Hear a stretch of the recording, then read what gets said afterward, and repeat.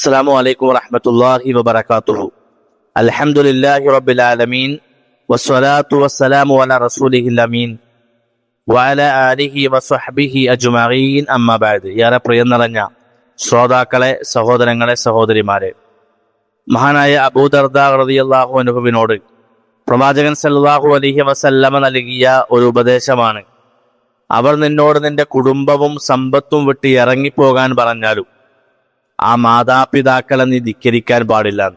പ്രിയപ്പെട്ടവരെ, നമുക്ക് ജന്മം നൽകിയ, നമ്മെ നാമാക്കി മാറ്റിയ, സ്നേഹം മാത്രം നമുക്ക് നൽകി നമ്മെ വളർത്തി വലുതാക്കിയ ഉമ്മയെയും ഉപ്പയെയും സ്നേഹിക്കുന്നതിന്റെ മഹത്വമാണ് പ്രവാചകൻ സല്ലല്ലാഹു അലൈഹി വസല്ലമ ആ സ്വഹാബിയിലൂടെ നമുക്ക് പഠിപ്പിച്ചു തരുന്നത്.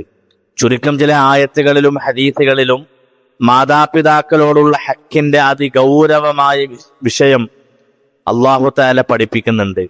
ഒരിക്കൽ മഹാനായ അബ്ദുല്ലാഹി ബിൻ മസ്ഊദ് റളിയല്ലാഹു അൻഹു പ്രവാചകൻ സല്ലല്ലാഹു അലൈഹി വസല്ലമയോട് വന്ന് ചോദിക്കുന്നുണ്ട്: അയ്യുൽ അമലി അഹബ്ബു ഇലല്ലാഹ്, അള്ളാഹ്ക്ക് ഏറ്റവും ഇഷ്ടപ്പെട്ട അമൽ ഏതാന്ന് ചോദിച്ചു.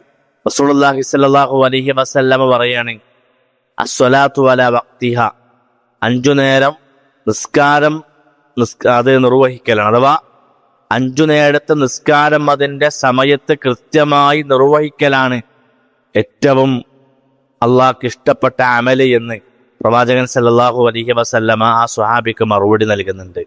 പ്രിയമുള്ളവരെ, ഈ റഹ്മത്ത്, ഈ ഒരു കാരുണ്യം എല്ലാവർക്കും ഒന്നും കിട്ടൂല. അള്ളാഹു ഇഷ്ടപ്പെട്ട സൗഭാഗ്യവാന്മാർക്ക് ആ റഹ്മത്ത് അള്ളാഹു തആല കൊടുക്കുള്ളൂ. 5 നേരം കൃത്യമായി നിസ്കരിക്കാനുള്ള തൗഫീഖ് അള്ളാഹു നമുക്ക് നൽകി അനുഗ്രഹിക്കുമാറാകട്ടെ. പിന്നെ സ്വഹാബി ചോദിക്കാണ്: സുമ്മ അയ്യു, പിന്നെ ഏതാ പ്രവാചകരെ? പ്രവാചകൻ സല്ലല്ലാഹു അലൈഹി വസല്ലമ പറഞ്ഞത്, പ്രിയമുള്ളവരെ, നോമ്പ് എന്നല്ല, സക്കാത്ത് എന്നല്ല, ഹജ്ജ് എന്നല്ല പറഞ്ഞത്.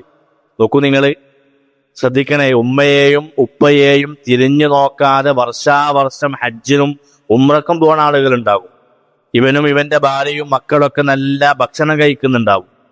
ഇവനും ഇവന്റെ ഭാര്യയും ഒക്കെ 5000-ന്റെയും 6000-ന്റെ ഒക്കെ വിലപിടിപ്പുള്ള വസ്ത്രങ്ങൾ ധരിക്കുന്നുണ്ടാവും. അവന്റെ ഉമ്മയും ഉപ്പയും ആ പഴയ കീറിയ ഡ്രസ്സിലായിരിക്കും ഉണ്ടാകുക. ഇവനും ഇവന്റെ ഭാര്യയും കാറെടുത്ത് കറങ്ങി നടക്കുന്നുണ്ട്, ഹോട്ടലിൽ കയറി നല്ല ഭക്ഷണം കഴിക്കുന്നുണ്ട്, പർച്ചേസ് ചെയ്യുന്നുണ്ട്, ചിരിക്കുന്നു, സന്തോഷിക്കുന്നു. അവന്റെ ഉപ്പയെയും ഉമ്മയെയും അവൻ തിരിഞ്ഞു നോക്കണില്ല. അല്ലാണ്ട് റസൂല് പറയാണ്: സുമ്മായു, പിന്നെ ഏതാന്ന് ചോദിച്ചു. അപ്പൊ പറയാ: ബിർറുൽ വാലിദൈൻ, മാതാപിതാക്കൾക്ക് പുണ്യം ചെയ്യലാണ്. സ്വഹാബി ചോദിക്കാണ്: സുമ്മായു, പിന്നെ ഏതാ പ്രവാചകര്? അപ്പൊ പ്രവാചകൻ പറഞ്ഞു: അൽ ജിഹാദു ഫീ സബീലില്ലാ, അള്ളാഹുവിന്റെ മാർഗത്തിലുള്ള ജിഹാദാണ്. നോക്കൂ നിങ്ങൾ, ജിഹാദിനേക്കാളും വലിയ പുണ്യമാണ് വയസ്സായ ഉമ്മയെയും ബാപ്പയെയും നോക്കുന്നതിനാണ് ഈ ഒരു ഹദീസിലൂടെ പ്രിയമുള്ളവരെ നമ്മൾ മനസ്സിലാക്കേണ്ടത്. അതുകൊണ്ടാണല്ലോ ജിഹാദിന് പുറപ്പെട്ട ഒരു സ്വഹാബിയോട് പ്രവാചകൻ സല്ലല്ലാഹു അലൈഹി വസല്ലം ചോദിച്ചാൽ എന്താ?